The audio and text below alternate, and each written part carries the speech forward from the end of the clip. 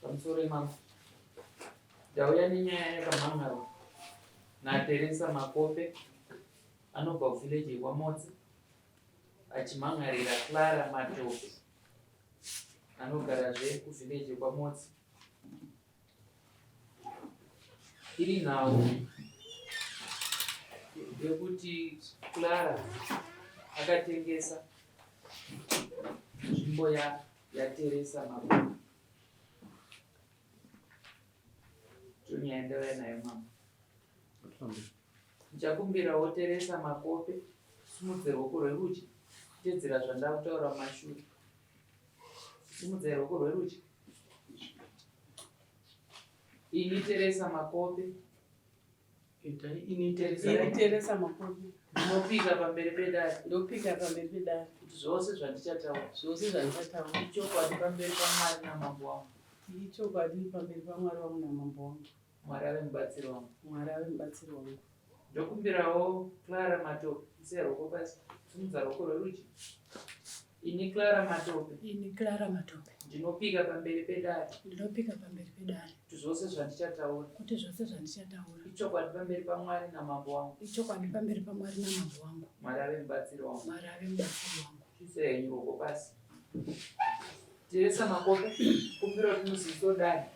Tasatisa kuti mumhangarire Clara. Muchidini makagara henyu pasi. Inini ndakati 3 weeks ago ndakabva kwanogara kunotona handigari kunotona.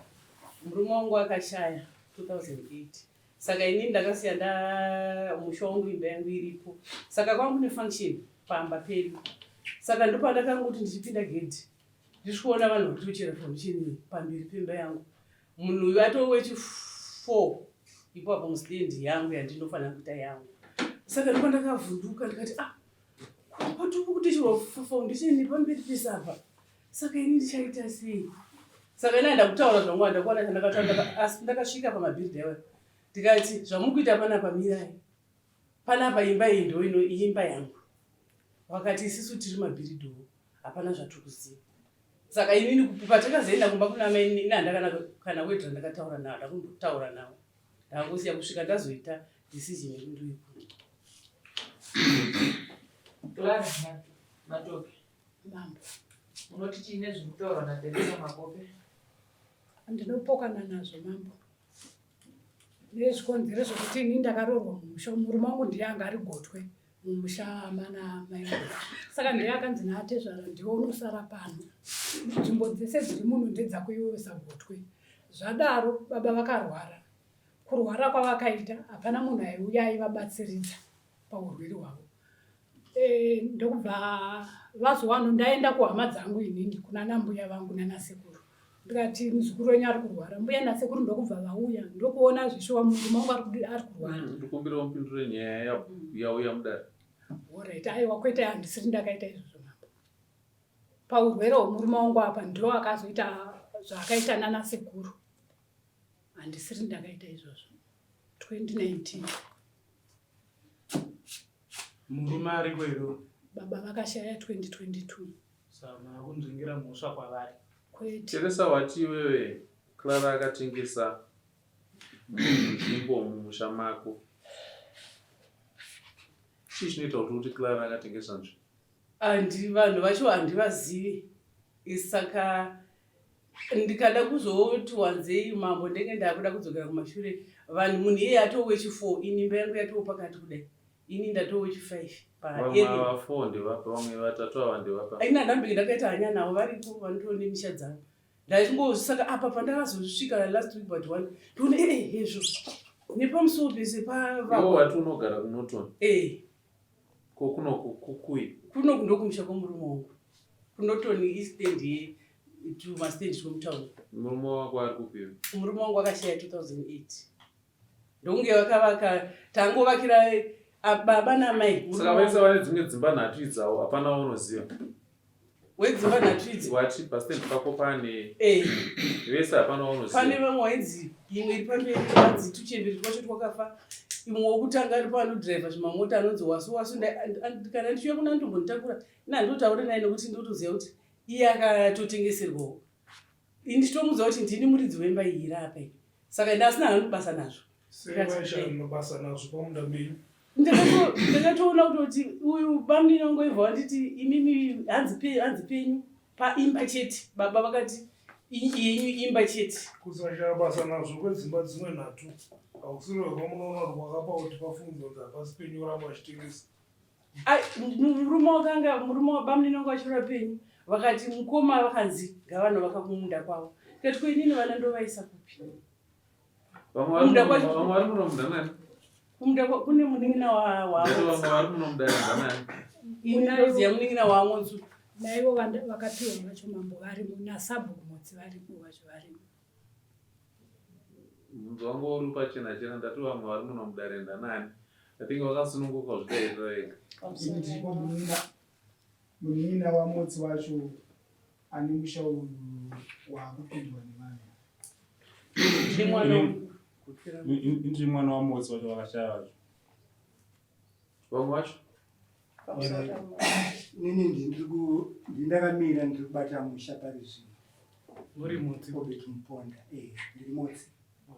Vamwe imi? Isusu tisi takapiwa munda iwoyo tichiburikidza nekurapisa kwatakaita murume weapa akarwara for makore akawanda kusvikira vazoshaya ndobva vasati ndabvunzwa ndimani chete ndabvunza ipapo ini ndinonzi Jane Mondi but ndiri mai chipfuno mudzimai wachipfuno makauya mukadhima mudhimi mumwe wacho akazosvika achipiwa apa munombonzwisa kuti mutemo weCommunal Lands Act unoti chii panhau yezvamuri kutaura? isusu hatina kutenga mambo mundiregerere. Ndati saka ndipei tsamba yekuti makapiwa. Ndoda tsamba inobva kuGoromonzi Rural District Council netsamba yamambo. Munhu anokupai nzvimbo mudunhu vanhu 2 mambo neGoromonzi RDC chete. Hatina tsamba yatsabhuku netsamba yaHeadman. Saka hamuna mvumo yekugara murugara ipapo nekuti ndati endai munoverenga Traditional Leadership Act moverenga Communal Lands Act ine vanhu 2 vanotenderwa kupa nzvimbo, Rural District Council namambo. Mambo vanopa recommendation kuGoromonzi RDC, Goromonzi RDC yobva yakupai nzvimbo after recommendation yamambo. Kana pasina recommendation yamambo hapana anopiwa nzvimbo. Sabhuku mutariri wamambo haakutenderwe kupa vanhu nzvimbo. Saka kana matsamba 2 iwayo musina matsamba iwayo hamuna mvumo yekugara pamakagara ipapo. Rikero mambo pamakusaziva nekuti isusu patakapiwa hatina kupiwa tichinzi vakati uyai tigarisane sekunyora kwavakaita ndopavativo vachauya nekwamambo nekwaHeadman ndopavaHeadman vatonyorowo sabhuku ndopavanyora handizoziva hangu aitaura mambo makapiwa nemunhu asina simba rekupa vasipenda allocation officer chinopa ikanzi namambo ndopana mambo mutemo munoziva here ekutimo mutaundi murenda $3 hamakusaziva ngoto vakanga vati uyai tigarisane ndezvakare 2019 kushara kwakaita mutemo kamutemo unongoti ignorance of the law is not defense. Ndozvinotaura mutemo ende mutemo wanotaura mutemo wehurumende ende tikanoverenga tinotarisirwa tese kuti tiende pasi pemutemo iwoyo. Ine handikwanise kupirigura kuti tingaureve zvandiri kudai nini kuti ureve. Vamwe vaviri vari kusere kundanana kwamai avo muzukuru wani mumusha mamotsi ndakauyamo ndega ini ndakazvipira ndikati regai ndiuyemo. Ndo mumwe wemusha une nyonga inosemesa mudunhu machina mhora musha imomo mune vanhu vari kuita zvavanoda ende havatsurike. Ndakauya ndikavamisa kuvaka kuti zvamuri kuita zviri kunze kwemutemo izvi vakaramba zvichida pamwe vamwe vacho. Ndakauya ndega ndikatenderera ndikaona nzvimbo ndakatenderera chokwadi ndichiona mafoundation aicherwa akawanda. Mumusha mamotsi mune mahousing cooperative, mapay scheme ari kubhadhariswa vanhu mari kuHarare, mari dzichikolektwa vachiuya vachigoverwa nzvimbo mumusha mamotsi. Zvese zviri kunze kwemutemo izvo zvese. Ende vanhu vese ava vakati just risking mari dzavo. Ndizvo zvavari kuita vachiti havo nharo vari kutyora mutemo. Imba yandakasvika ndikastopa ndikamisa vanhu izvozvo imba iyo yakatopera yakaiswa rufu. Pandakasvika imba iri foundation ndega zvichivauza zvamuri kuita izvi zviri kunze kwemutemo izvi vakaramba. Zvino handizivi kuti inoita nyika yerudzi yekuti vanhu vanongoita zvavanenge vangofunga kuita. Ndotongofunga pakati pemugwagwa ndototanga kutovaka pamusoro penjanji ipapo ndakutovaka. Nyika inogoda mutemo woteedzera.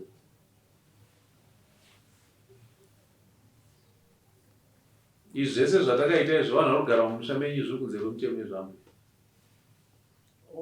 Inini chandogona kutongokumbira kwamurika ndakuudzai kuti vanhu ava vakavaka here vanhu dzimba dzakatovakwa dzese idzo 3 kedzo dzotodzimba ibhokisi ranzivu ndakabva kwani 3 weeks kuti bhokisi rakazosumudzwa here richifoni. Sabhuku Motsi ndikuziva bhokisi riri kutaura here. Ndoziva. Itai kuti bhokisi risavakwe. Bhokisi iroro ngarisavakwe. Ndinonga ikanda kutotaura kamusha mamotsi pamwe kakutosvika kechi 8 kana 10. But kana paine misha yemusha 1 musha wanetsa machina mhora ndo musha wamotsi iwoyo. Taive tese kukunzvidhemu musi weFriday. Pandakaunongedzera ndikati uimimi ndoda kuti tigogara pasi. Zvikuitika mumusha menyu hazisi kunakidza. Ngazvimire zvikuitika mumusha menyu. Ndofunga ndakakuudza pane musangano mingani yatakagara musangano weZimbabwe Anti-Corruption Commission maivepo. Ndakauya kuPote kaviri ndikaenda kwaMunyawiri kuzasi uko. I think ndakaenda kamwe chete. Chikuru kwa nhau dzimwe chete idzodzo dzekuti izvi zvinhu ngazvimire zvamurikuita izvi zviri kunze kwemutemo izvi. Asi vanhu vanoignora, vanhu havateereri. Zvinenge zvichikonzi anotiitei, ari kutotikanganisa, ari kutotivhiringidza. Amai, ndikumbira mazita evanhu vakavaka vacho mumastendi menyu avo. Ina ndongoziva nokuziva hwana anonzi Wasu. Nonopiwa zvitupu. Sabhuku ndoda mazita evanhu ivavo nezvitukwa zvavo. Vese vakavaka mumastendi menyu vacho. Inini chandakuita ndechokuti inini ndine pangu pandotangirawo nepandogumira. Yandogona kumisa ndeiyo iri pafoundation iyo yandobatsira nhasasa. Asi dzine dzakavakwa idzi handenda kutorifeyiwo kuna magistrate. Ndati ndorifeya kuna magistrate ndo vanozondipa decision yekuti zvoitwa zvipi.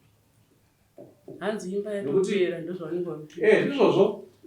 Vanenge vachizvitutumadza vachiti takatovaka saka tisiyei. But whatever zvakaitwa zviri kunze kwemutemo. Zvese zvakaitwa zviri kunze kwemutemo. Batai mutemo unokutsigirai kuti nemutemo uyu ndakubvunzai bepa rekugoromonza radhisi hamuna, ndakubvunzai tsamba yamambo hamuna. Saka as long as those two papers dzisimo mumaoko menyu, nyangwe makavaka zvamakaita zviri kunze kwemutemo. Pamusoro pezvo zvaanti-corruption yakauya, Sabhuku makatenda meeting yacho? Ai anti-corruption ndandisi. Makanzwa kuti yakati kuti yakati ivhu rachina mhora rinotengeswa. Handizvo? Imimo mamaregera ivhu richitengeswa munhu aitanga kuvaka murimo saSabhuku. Ya, zvakaitika ndezvekudai so zvandogona kudaira pamberi pedare. Baba vasati vashaya. Inini kwandiri vakangouya vakati mwana. Nekurwara kwandanga ndichiita ndo vanga vakabata musha nguva iyoyo. Ndina sekuru vangu apa. Ndo ndasiya ndavapa apa.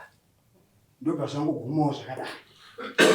Handina chinhu chandachiziva pamusoro dzimwe tsananguro dzese dzamunopa idzi hadzina kana basa idzi. Dzimwe tsananguro dzese dzamunopa idzi hadzina kana basa. Handiti pane nzira yakanzi kana munhu ada kuvaka anoteedza nzira iyo inotanga pana Sabhuku yakuadreswa kuna mambo chienda kukanzuru. Kureva kuti munhu araudza havake zvachose. Asi pane nzira yakanzi aite se? Saka imika makaudzwa nezvevava mafanira kungoteedza nzira ipi? Iyoyo. Handiti? Saka muna kuitedza naso kuti akati muzvidza mambo munozviramba. Aiwa handipokani nako. Kupokani nako? Imi makatenga mudzi waSabhuku airozviziva. Anti-corruption yakataura zvakajeka, mutemo wakaverengwa zvakajeka, zvakatsaranwa zvakaita se. Ndinotaura kuti ndongoshandisa unonge kuti mutemo wamambo. Hausi mutemo wamambo, mutemo wenyika. Handiti? Mambo aringotaura mutemo wenyika chiti zvauriwa ndoaringoverenga chii. Mutemo wenyika ufanira kuchengetwa nemunhu chii. Saka meti mutemo wamambo, mambo aramudza wavaka mambo mutemo wenyika. Handiti? Iwo motsi wapa pane zvandakakutoita. Handiri kuadvance, handiri kuuya. Tanengo yakadinda kuudza zvokuita. Makandiudza musi watanga tiri kufunction. Ndakakuudza ndiri pano. Dza 2 weeks ndakuudza zvokuita. Wakauya muno, ndikagara newe muno, tiri vaviri wakagara. Handisiri. Saka mamutsi mune masabhuku makani. Ndofunga ndi baba wamutaura. Iwewe ndakataura newe. Ava ndakataura navo. Inini first time ava ndakataura navo ndikavapa noti handwritten noti yangu yandakakupai yemumusha mamotsi. Wow, yese aya matembotsi andikukudzai kustopa zvinhu zviri kunze kwemutemo zvikuitika mumusha menyu.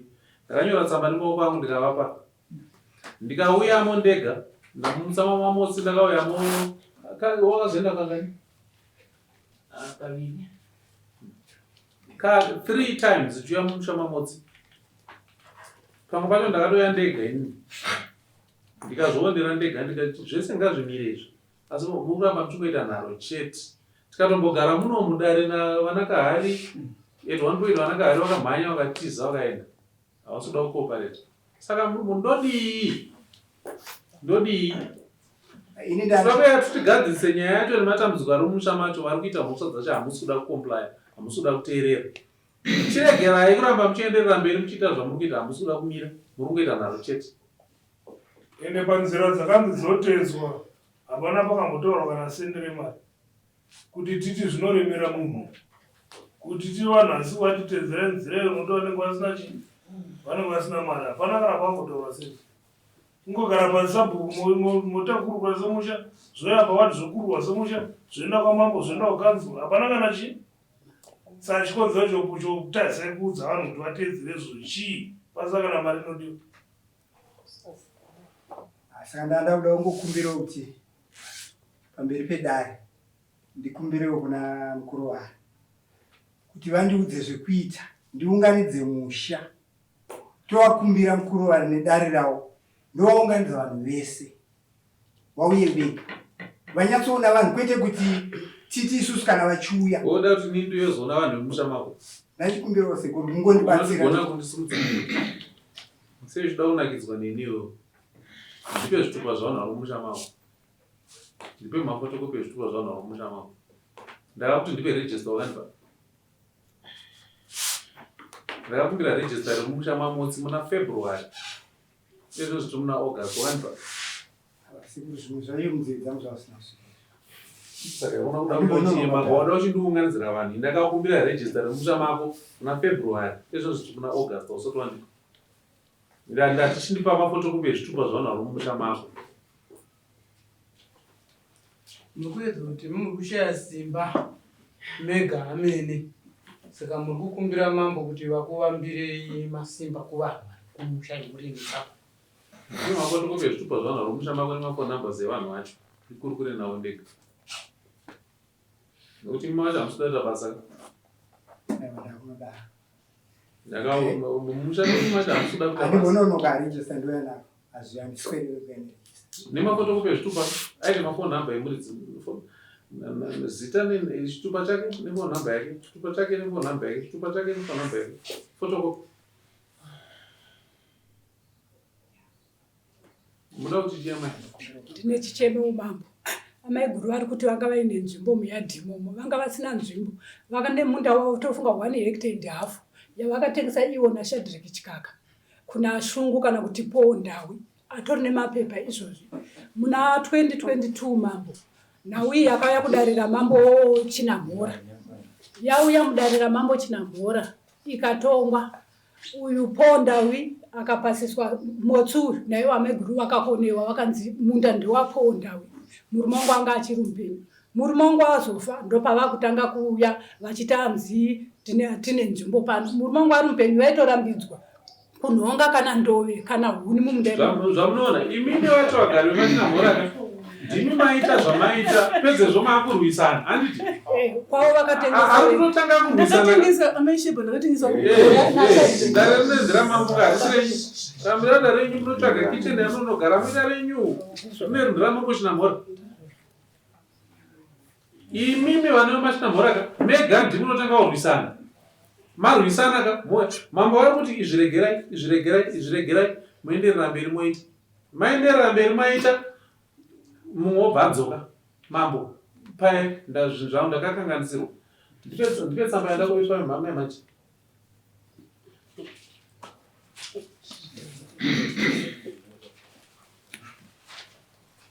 kana tichitaura takagara munomuka vanhu vanokomenda pasocial media vachiti mambo anoutsinge mambo haasi kuziva zvokuitika but ndikumbozviziva zvokuitika mukati umu ndati ndipe tsamba yekwamasawa haikoti yandakupai memhanje ipapapo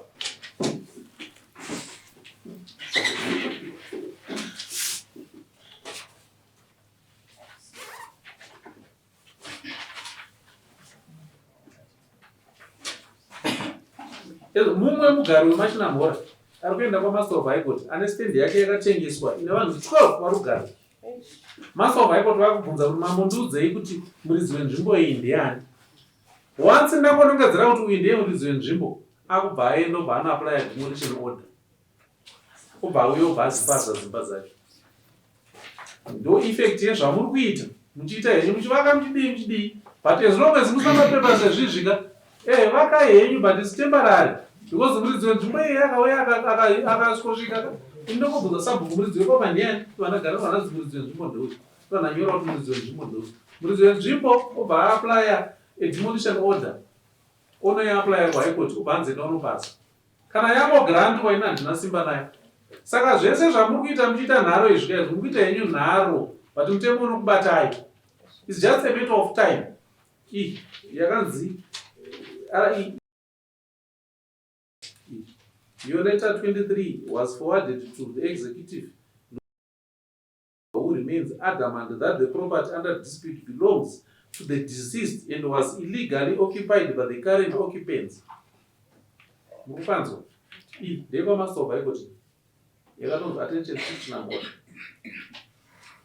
dziri kubva kumusoro mambo zvinzi actai but kana ndataura panapa ndiri mhandu ndikutaura zvisiko but kwatiri kuenda ndikoko ende once ndakonyora kuti uyu ndiye muridzi wenzvimbo yereka vese vari 12 vakavaka nyakwa vakavaka manyonzi anengei uzvora uyu ndiye ati ndini muridzi. Saka kana ati ndini muridzi zvine effect yekuti kudii anogona kuaplya eviction anogona kuaplya demolition ende once yangograndwa zvapera because makauya mukavaka but mapepa ekuti mugare panzvimbo ipapo hamuna.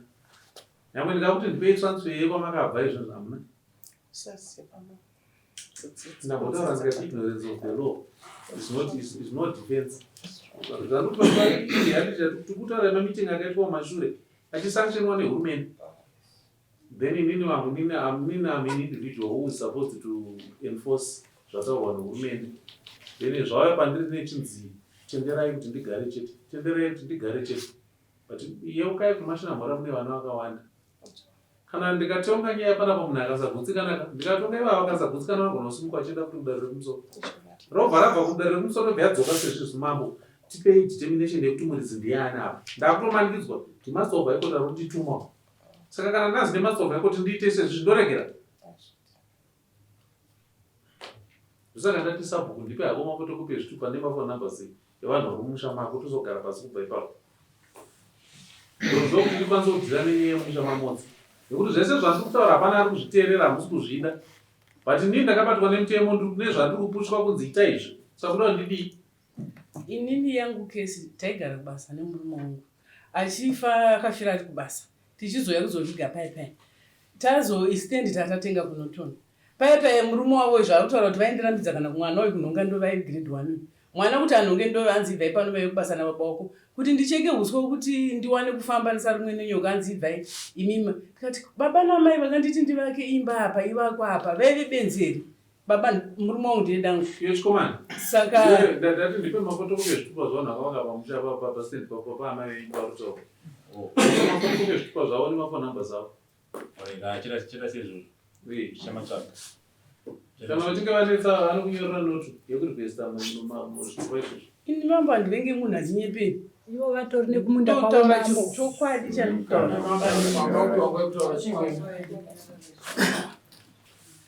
hapana zvinhu ndozvega zvamunataura izvozvo. Ndipei mafotokopi ezvitupa izvozvo ndozoona zvekuita. Imi ndinozokuadvaisa kundadii. Mandipa nechenye chitupa imi.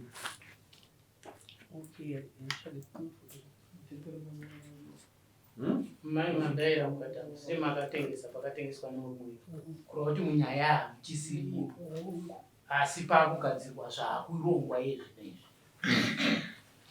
Saka mazinowana kuti wazviona rini zvinhu zvandareva izvi.